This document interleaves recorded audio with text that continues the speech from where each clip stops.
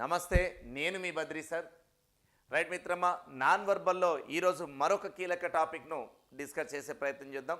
సో ఈరోజు మనం చేస్తున్నటువంటి నాన్ వర్బల్లో లాజికల్ రీజనింగ్స్ ఎలా అయితే మనము ఈజీగా నేర్చుకున్నామో, అలాగే series, analogy, odd man out ఫిగర్లను ఎలా అయితే నేర్చుకున్నామో, సేమ్ టు సేమ్ అంతే సింపుల్గా మన యొక్క పేషెన్సీతో అక్కడ ఇచ్చినటువంటి చిత్రాలలో ఎలాంటి పార్ట్ లోపించింది, ఆ లోపించిన పార్ట్ని కంప్లీషన్ ఎలా చేయాలి, పూర్తి చిత్ర నిర్మాణంగా ఏ విధంగా చూడాలనేది ఈ సెషన్లో చూద్దాం.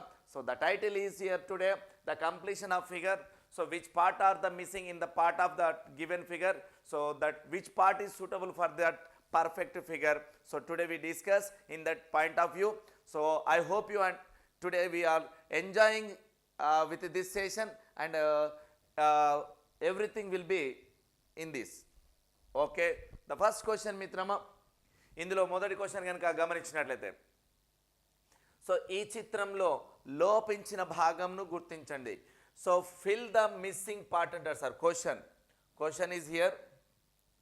Question here is fill the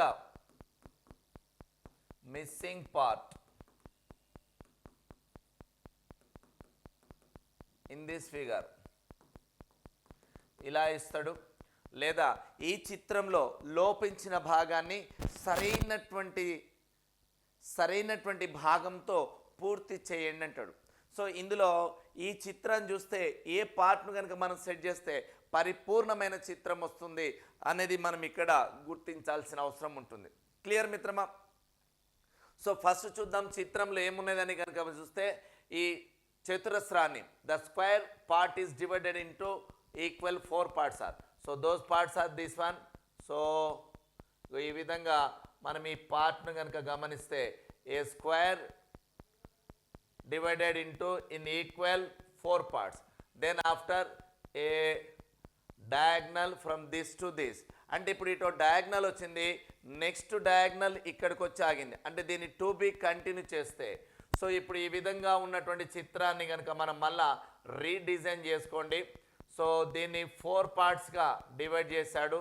ఆ తర్వాత ఈ కార్నర్ నుంచి ఈ కార్నర్ డయాగ్నల్ ఇచ్చినప్పుడు ఇలా సేమ్ టు సేమ్ ఇక్కడ కార్నర్ ఇక్కడ దాకా వచ్చింది సార్. నెక్స్ట్ కార్నర్ డిజైన్ అంటే ఇది రావాలి. సో ఇప్పుడు మనం ఏం చేస్తున్నాం మిత్రమా, ఇక్కడ ఇచ్చినటువంటి చిత్రాన్ని ఇక్కడ ఇది ఉంది. నెక్స్ట్ పై పార్ట్ని కనుక గమనిస్తే,